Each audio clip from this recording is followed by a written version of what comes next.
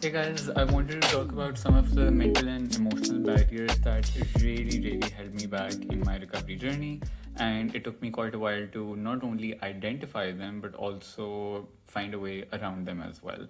Before I go on, please subscribe to our channel. Let us know what you think about these videos. And if you are interested in our coaching services, please email phil@ocdrecovery.com or info@ocdrecovery.com. So these are some of the barriers that I experienced. They might be different for you a little bit, but I know many other people in the community who have had these as well. So number one on my list, which was probably like one of the biggest ones for me, was demotivation.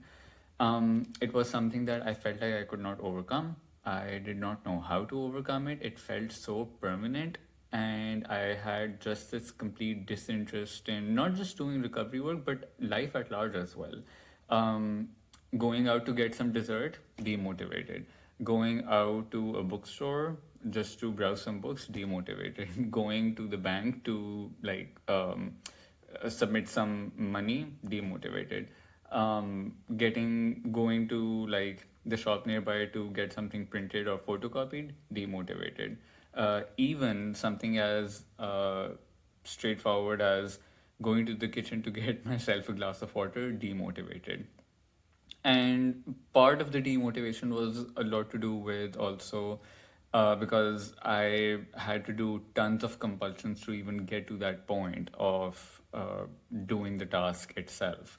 I had to jump through a lot of hoops. I had to make sure that I did not get contaminated. I wasn't touching anything I didn't want to touch. I wasn't wearing any clothes I didn't want to wear, stuff like that. Making sure that I had sanitizer or like a tissue at hand at all times so that I could, hold things or touch things and whatnot. So obviously part of the demotivation was there as well, but also even things that didn't require like compulsions and stuff, I was just very demotivated. So, and I kept waiting for motivation to do things. I felt like I can only do things good and well if I am feeling motivated. And that feeling just never came.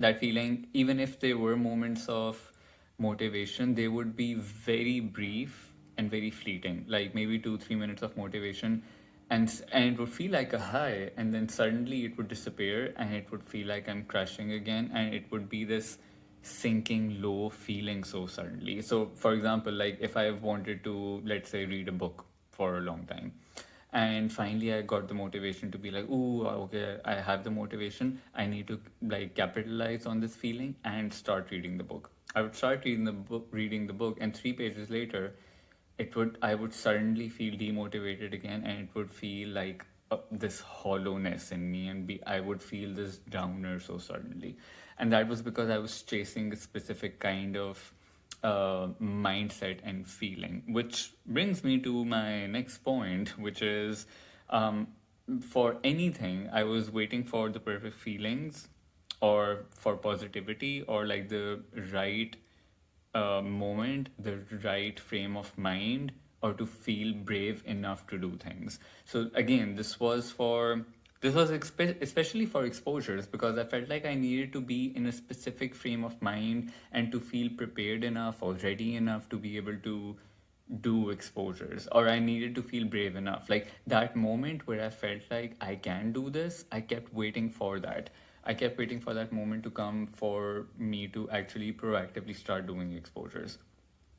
But that moment never came. Even when I eventually did exposures, it was in a moment of feeling quite demotivated and feeling like, okay, maybe my life will be ruined after this, and this will is going to make me feel bad. The only reason I did the exposures was because I knew that there was no other way out of this OCD hellhole. So so I did the exposures without motivation, without feeling positive, without feeling brave, without feeling certain enough about it. But then this also extended to like again everyday tasks in my life. If I wanted to listen to like a new album by a singer that I really liked, I wanted to create the perfect moment where I was feeling calm mentally. where there was peace and quiet. I knew nobody would disturb me. I would have my tea with me. I would have some dessert, something nice to eat. Everything was in place, and so I would wait for like that moment of positivity or rightness to do things that I wanted to do. Then another big one for me was constantly trying to dissect my emotions and my thoughts. Now, I would be, and this was 24/7, by the way, this was happening 24/7 in the background, where I would sit and constantly try to scan my body and see that, okay, am I feeling any tension in my body? Is that tension coming from anger? Is that tension coming from some sadness?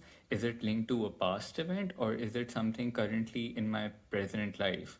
And if it's in my present life, is it reminiscent of something in the past? Is some response from the past coming up, and I kept thinking that if I was able to, or if I'm able to identify the right colors of emotions or the right nuances of my emotions, so I would try to think of a past situation and think, okay, what mix of feelings am I feeling? Was there any kind of happiness? Was there anxiety? Was there sadness? Was there frustration? Was there disappointment? Was there hurt? Was there anger? Was it grief? Was it whatever else, right? So I would try to really think of all sorts of like different words that apply to it, and I kept thinking that the more nuanced and detailed analysis and understanding that I have of the situation, the more I'll be closer to recovery or be able to get free of this like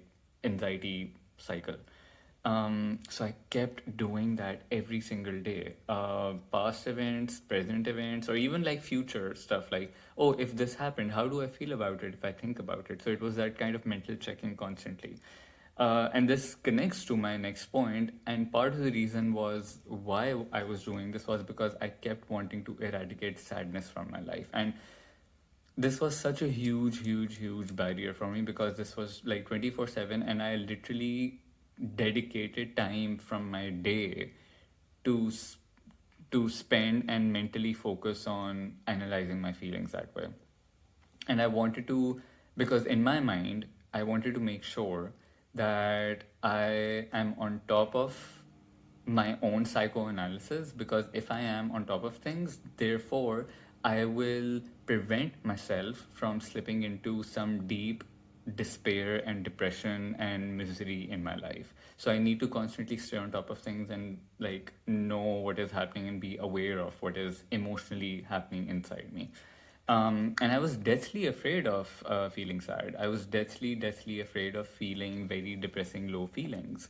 And to the point that I was even avoiding a lot of sad music or intense sad movies. Sophie's Choice was a movie that I had seen it, but I wanted to see it again. But theoretically, I wanted to see it again, but I didn't watch it again because I was like, oh God, no, I don't want to feel that depressed again.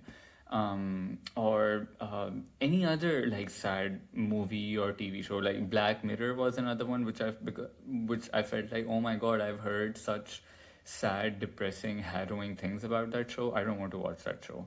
Um, any other show like that involved very heavy kind of topics, I did not want to watch those. um, so so so I wanted to eradicate sadness, and that goal was what really kept me stuck so much in this cycle of in the cycle of fear. The other one is exhaustion. Now, technically, exhaustion is a physical thing that happens to you, but the reason I'm including it in this video about mental and emotional is because I also felt, number one, I felt mentally exhausted all the time, and I felt emotionally exhausted all the time, to the point of being emotionally numb, because I felt like my nerves were so burnt out all the time that I did not feel any emotions in me. And then on top of that, I was also trying to analyze what emotions do I have. So it was kind of like a self contradictory thing as well. where I felt emotionally numb, and yet I felt like, ooh, maybe I have all these emotions coming up in me that I need to get rid of.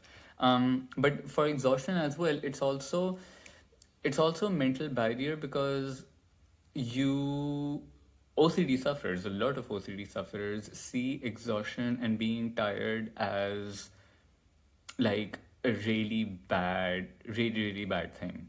Like they want to feel well rested all the time. They want to, and that at times it also latches on to sleep, for getting the perfect amount of sleep or the perfect amount of hours, because it's like, if I don't get that, I will feel tired and exhausted. It will affect my day and my mood and my anxiety. So it can latch on to like different aspects of it. But it's also the perception of exhaustion where you see it as this really big wall that you won't be able to climb over, and that it is like this permanent thing that's going to make you not do anything.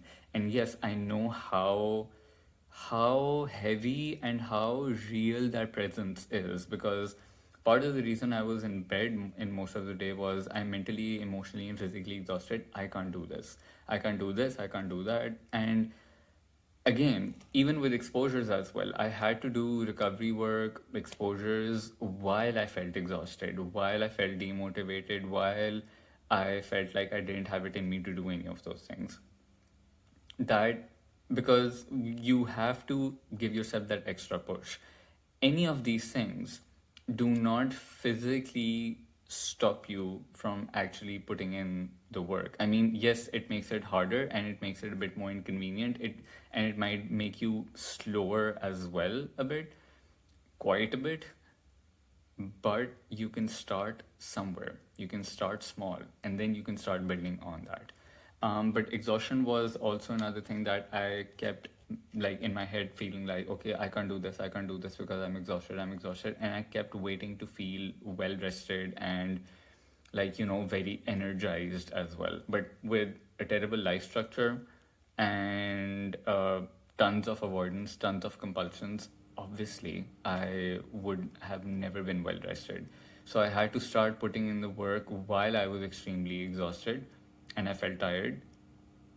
But as I did more work, even if I was exhausted, I didn't feel like I was as exhausted. I felt tired, but not as tired anymore.